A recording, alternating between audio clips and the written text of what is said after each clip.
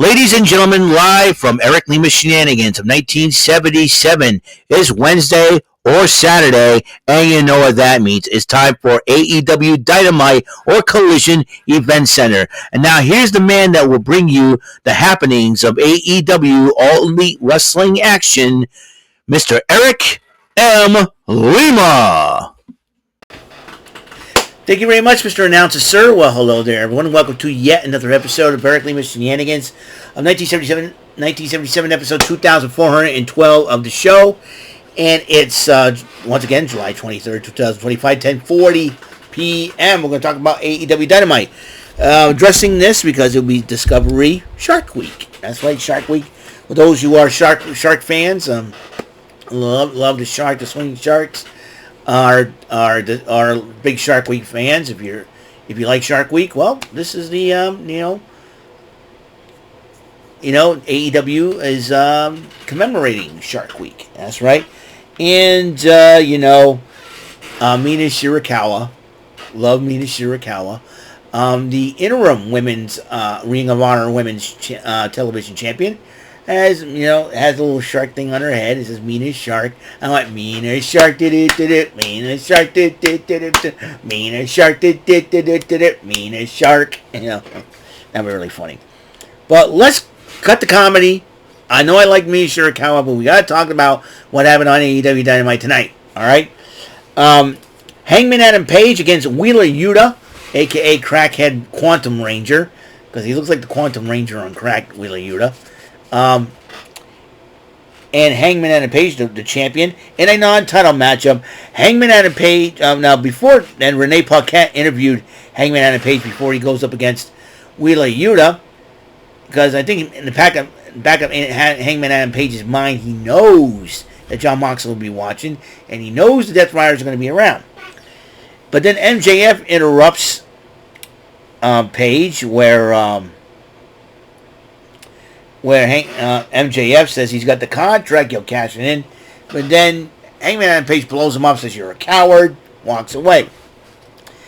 And then they had their match, Hangman Adam Page and Wheeler Yuta. Page won the matchup, but then he decided to grab the chain and attacked Yuta with it after the match, busting Yuta open. And then Billy Starks and Athena were addressing Timeless Tony Storm as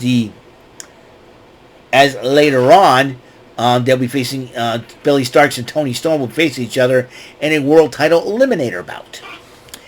Meanwhile, Tag Team Eliminator Tournament begins, and Jet Speed, that's the team of Kevin Knight and Speedball Mike Bailey, took on FTR with an injured Stokely Hathaway, who's been crabbing.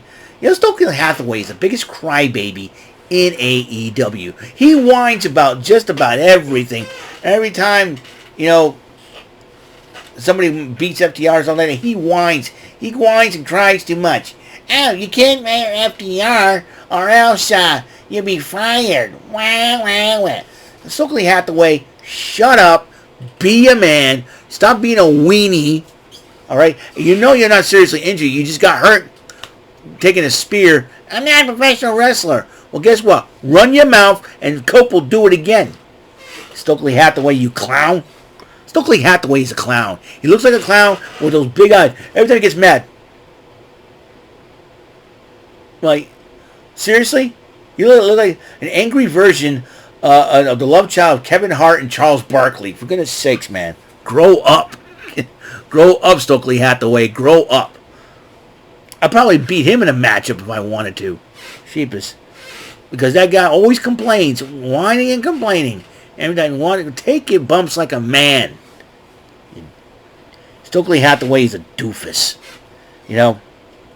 Of course, in the tag team now it was FTR versus Jet Speed. And been an eight team tournament. The Guns will not be involved because Colton Gunn got hurt. So in these 8 teams, whoever wins the tournament will face the AEW Tag Team Championship at Forbidden Door. So there you go. And FTR won the match after Stokely Hathaway, the cheating crybaby that he is, ends up getting involved. And then Tony Schiavone interviewed FTR, Stokely Hathaway, who keeps running his mouth complaining about Adam Copeland. Adam Copeland comes out and goes, since I can't touch you, well, I paid off a team that could do so. That hurts people. The Hurt Syndicate, the AEW Tag Team Champions come out, brawl with the FTR, and security referees try to break up the fight. Meanwhile, Adam Copeland sneaks into the ring and decides to go hit Stokely Hathaway with a spear again, when instead Stokely Hathaway grabs one of the security people and puts him in harm's way, and Cope gives that security person the spear. As Stokely Hathaway retreats, you're not really injured. You don't need a crutch. You just want to use it as a freaking weapon. Like Stokely Hathaway, I can't stand that guy. That guy, always a grump, always not smiling. He always not smiling. You know what Stokely Hathaway looks like? Clarence Mason on crack. Okay, that's why I think of Stokely Hathaway. Then Shayna and Nick Wayne, along with Kip Sabian, they're going to address why they're going to be the most dangerous faction without Christian Cage. They no longer would be called the Patriarchy because they removed the Patriarch. So, we'll see how this plays out between Kip Sabian and Nick Wayne. Who else are they going to recruit in this new group? We'll find out for sure. Meanwhile, Jon Moxley, along with Marina Shafir, addresses Hangman Adam Page. And then Tony Schiavone interviewed Will Ospreay. Will Ospreay says he got some injury he needs to deal with. He says he hopes to recuperate by Forbidden Door. So we'll see what happens there. And they had a promo for Thekla, Julia Hart. After Swerve Strickland gives Ospreay some love. Thekla, Julia Hart, and Sky Blue, it seems like they formed a new trio of sorts. And believe me, they're going to be a very dangerous trio. So I think Julia Hart, I don't know what she's in the House of Heart. I don't know. But one thing's for sure. You add Thekla to the mix. Thekla looks like if Lady Gaga can wrestle. You know what I mean? And unbelievable. These three ladies, they're going to be very dangerous now. Trust me on that. Then Renee Paquette interviewed Willow Nightingale, says what's next for her. And Willow Nightingale is thinking of challenging Thekla one-on-one. So there you go. And also, Renee Paquette interviewed the Hurt Syndicate about what's the deal with Adam Copeland. And then MJF interrupts him. And then he starts popping off at Hurt Syndicate not being there for him, backing him up against Hangman Adam Page. And then Bobby Lashley, about fed up, grabs him by the neck, shoves him in the locker room, and says, I want you out of the Hurt Syndicate, and gives a thumbs down. And then Shelton Benjamin and MVP just shook their heads and walked away. MJF, I told you, your big mouth's going to get in trouble. You ticked off Bobby Lashley. That's it, dude. I think, MJF was an idiot. And then Athena hangs out at the balcony in the Chicago theater there as the eliminator match between the lovely, curvaceous, babylicious, and gorgeous, and timeless Toni Storm goes up against the inaugural former Ring of Honor Women's World Television Champion in Billie Starkz. Remember, she won the title in that tournament to crown the first champ, and she was the first Women's World Television Champion, Billie Starkz is. So, and Billie Starkz had her marching orders, basically soften up the Timeless One. Well, the Timeless One and Billie Starkz went at it, heck of a matchup. But the Timeless One in the end with the TCF crossface chicken wing. Yeah, pull something out of the Bob Backlund playbook. The Timeless One has won the matchup. But Billie Starkz grabs the AEW Women's Championship and waffles Toni Storm with it. And then she calls down Athena, who's about to cash in, but then the referee was like telling Starkz to knock it off, and then Starkz tosses out of the ring. Billie Starkz, what are you thinking? And then they decide to attack Storm after the matchup. And Athena was using the contract as a weapon.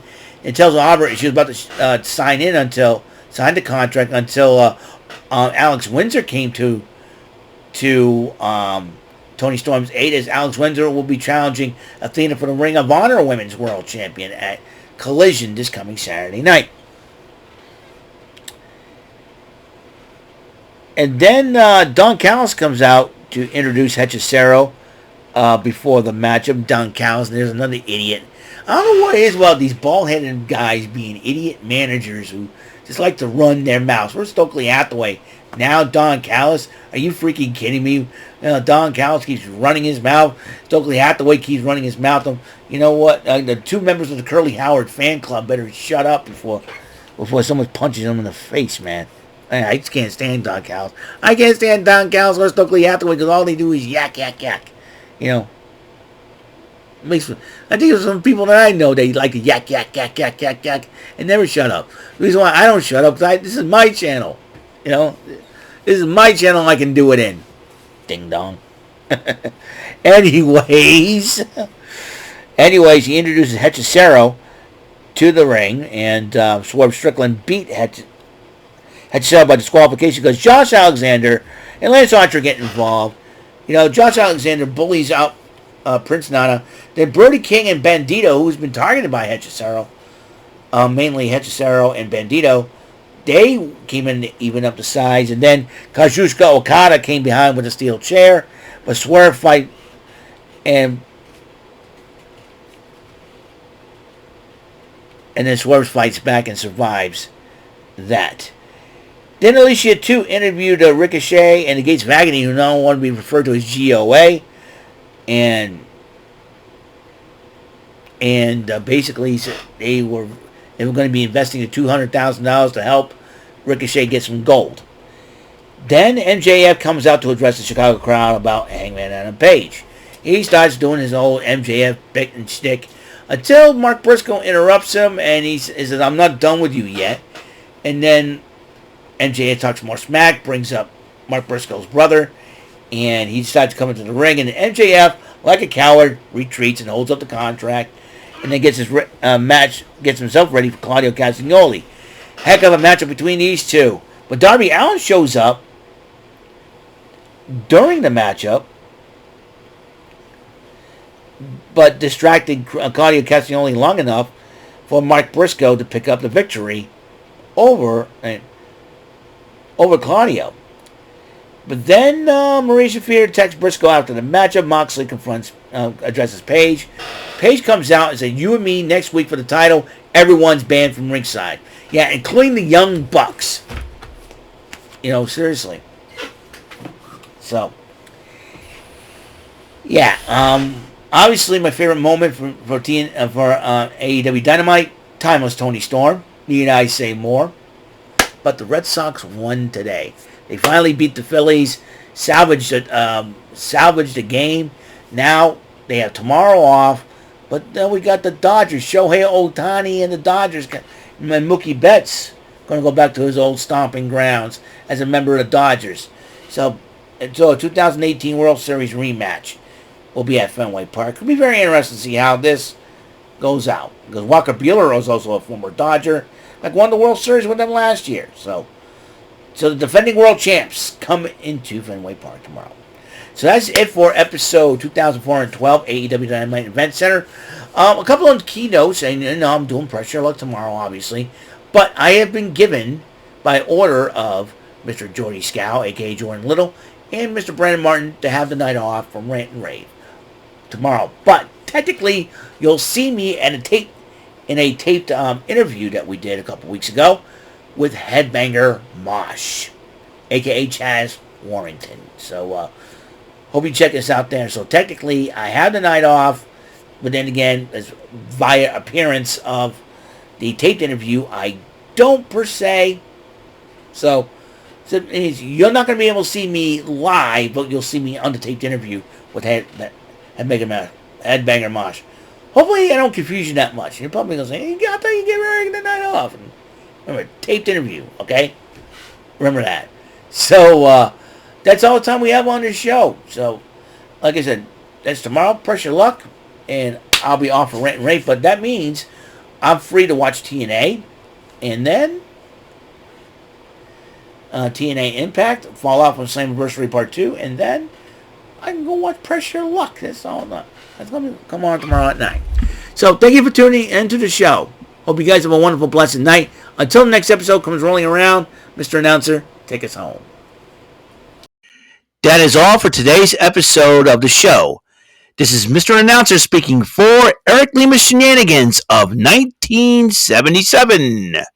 A Big Beefy E and Door for Bob Saget production, and in association with a Raving Bull for 3000 Telepictures and Distribution. Thank you for watching another episode of Eric Lima Shenanigans of 1977. See you later on the next episode of the show. Goodbye for now.